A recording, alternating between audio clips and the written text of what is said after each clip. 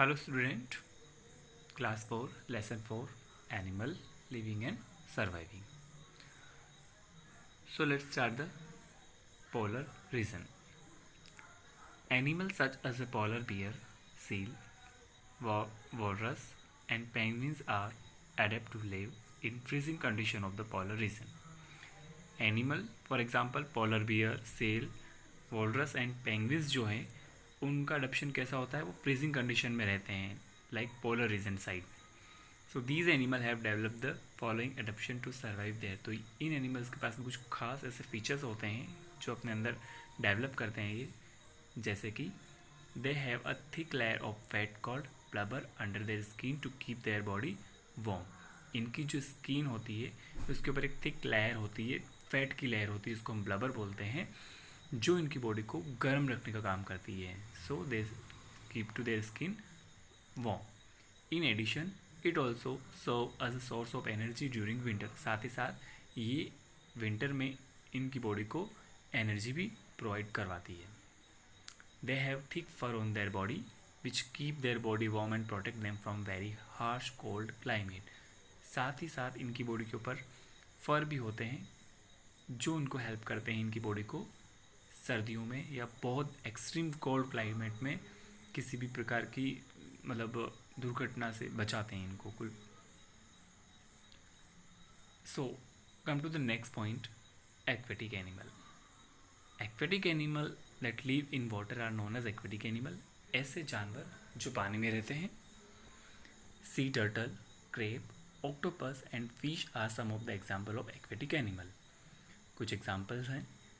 For example sea turtle, crab, octopus और fish जो हैं वो एक्वेटिक एनिमल होते हैं. They have developed first respiratory organ such as a gill that help them to breathe underwater. उनके पास में रेस्पिरेटरी ऑर्गन जिसमें सांस लेने वाले जो ऑर्गन होते हैं उनकी में क्या होता है, गिल्स, जो उनको हेल्प करते हैं पानी के अंदर भी सांस लेने में. Some aquatic animals such as a whale and dolphin have lungs for breathing underwater. पर कुछ ऐसे एनिमल जैसे कि डॉल्फिन और व्हेल जो हैं उनके पास में सांस लेने के लिए लंग्स होते हैं. Locomotory organ as the fin to swim easily in water. साथ ही साथ जो फिश हैं उनके पास में फिन्स होते हैं जो उनको हेल्प करते हैं वाटर में स्विम करने में. Streamline body shape which help to minimise water resistance and make them easy to live in water. साथ ही जो उनकी बॉडी है वो बॉडी शेप है वो किस टाइप का होता है, बिल्कुल स्ट्रीम लाइन शेप होता है, जिससे कि वो पानी में आसानी से तैर पाए और रह पाए. Some aquatic animals such as a crab and lobsters do not have fin or scale. Instead, they have strong walking legs that help them to move swiftly in water. पर कुछ ऐसे एनिमल जैसे कि जो केकड़े हैं, लॉबस्टर्स जो होते हैं, उनके पास में फिन्स नहीं होते हैं, स्केल्स नहीं होती है, तो उनके पास में क्या होता है, लेग्स होती है जिसकी हेल्प से वो वाटर में तैर सकते हैं या चल सकते हैं. Unlike crab and lobster, aquatic animals such as a shrimp have the thin walking legs that are more adept for swimming than walking. कुछ को छोड़ दें जैसे कि क्रैब और लॉबस्टर को, तो श्रिम्प्स लाइक के जो एनिमल्स होते हैं उनके पास में और ज़्यादा कुछ टांगे होती हैं जिसकी हेल्प से वो वॉक कर पाएंगे या पानी में स्विमिंग कर पाएंगे, क्योंकि उनकी जो लेग्स हैं वो बहुत ज़्यादा थिन होती है, पतली होती है. Adaptation that help sea turtle. अब सी टर्टल के पास में से क्या एडेप्शन होता है जो उसकी हेल्प करता है. Sea turtle have an adaption that help them survive in their habitat, that they have strong four limb that are modified into long paddle like flipper for swim in water. ठीक है, उसके पास में 4 limbs मतलब होते हैं जो उसको help करते हैं वाटर में स्विम करने में. This adaption help sea turtle to swim safely in water. Sea turtle are strong swimmer. काफ़ी ज़्यादा जो स्ट्रॉन्ग होता है सी टर्टल, तैरने में काफ़ी अच्छा होता है वो. The crossing speed for green sea turtle is about 1.5 to 2.3 kilometre पर और 1 घंटे में एक सी टर्टल जो है वो 1.5 से 2-3 किलोमीटर तक स्विम कर सकता है. Okay, see the next amphibians. Animals such as a frog, salamanders and toads that can live both on land and in water are called amphibians. ऐसे एनिमल जो लैंड एंड वाटर दोनों जगह रहते हैं उनको बोलते हैं हम amphibians. When on land, amphibians breathe with the help of lungs. जब वो लैंड पर होते हैं तो वो अपने फेफड़ों की सहायता से ब्रीथ लेते हैं. In water, their moist skin absorb oxygen from the water and help them to breathe. वहीं पानी के अंदर वो अपनी moist skin की हेल्प से ऑक्सीजन लेते हैं. Their webbed feet help them to swim. साथ ही जो उनकी जालीनुमा पैर होते हैं, webbed feet उनकी हेल्प करते हैं स्विम करने में. Next, arboreal animal. Arboreal animal क्या होते हैं? Animal that spend most of their time on tree are called arboreal animal. ज़्यादातर ऐसे एनिमल जो अपना ज़्यादातर समय ट्रीज़ के ऊपर निकालते हैं. These animal live in the tropical forest. और ये एनिमल कहाँ पर रहते हैं? ट्रॉपिकल फॉरेस्ट, पेड़ जहाँ होते हैं. They have strong arms and legs to ascend and descend their tree without falling. इनके पास में काफ़ी मजबूत हाथ और टांगे होती है जो उनको हेल्प करता है एक पेड़ से दूसरे पेड़ पर छलांग लगाने में बिना कहीं नीचे गिरे. They also have strong claws that help them to hold on the branch. साथ ही साथ इनके पास में स्ट्रॉन्ग क्लॉज भी होती है जो इनको होल्ड करके रखती है ब्रांचेस के ऊपर ताकि लटक सके उनके ऊपर.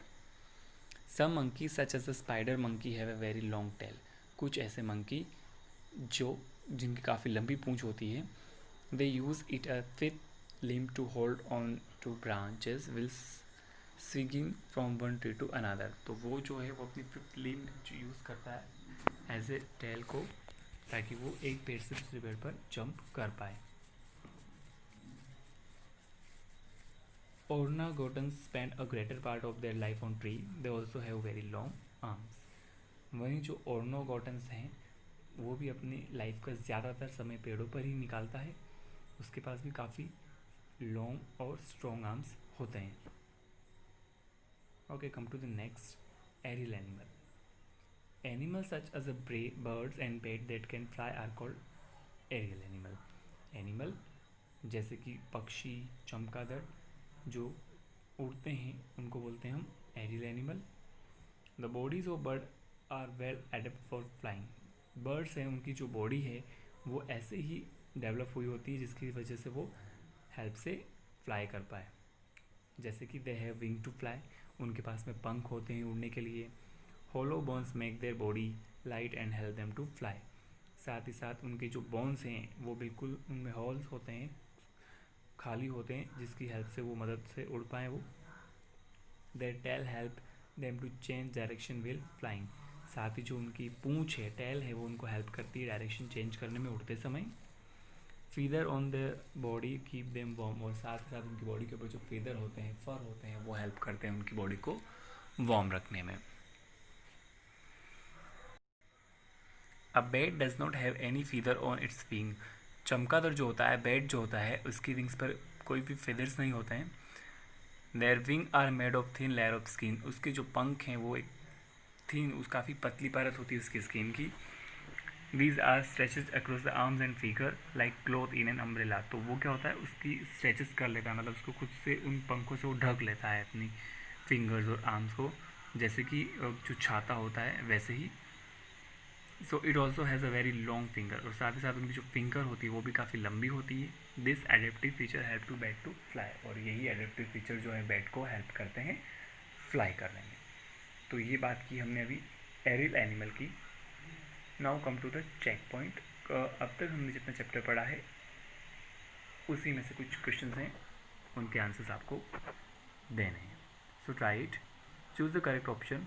Question number first, which of the following is a desert animal. इनमें से कौन सा है desert animal. So option A है spider monkey, option B deer, option C kangaroo rat and D walrus. The right answer is the kangaroo rat. Next question, question number 2. The surrounding in which an animal lives is called its. आपको बताना है कि जो animals होते हैं उनके surrounded जो जहाँ पर वो रहते हैं उसको क्या बोलते हैं. तो रूम, हैबिटेट या केव और हट. तो right answer is the habitat.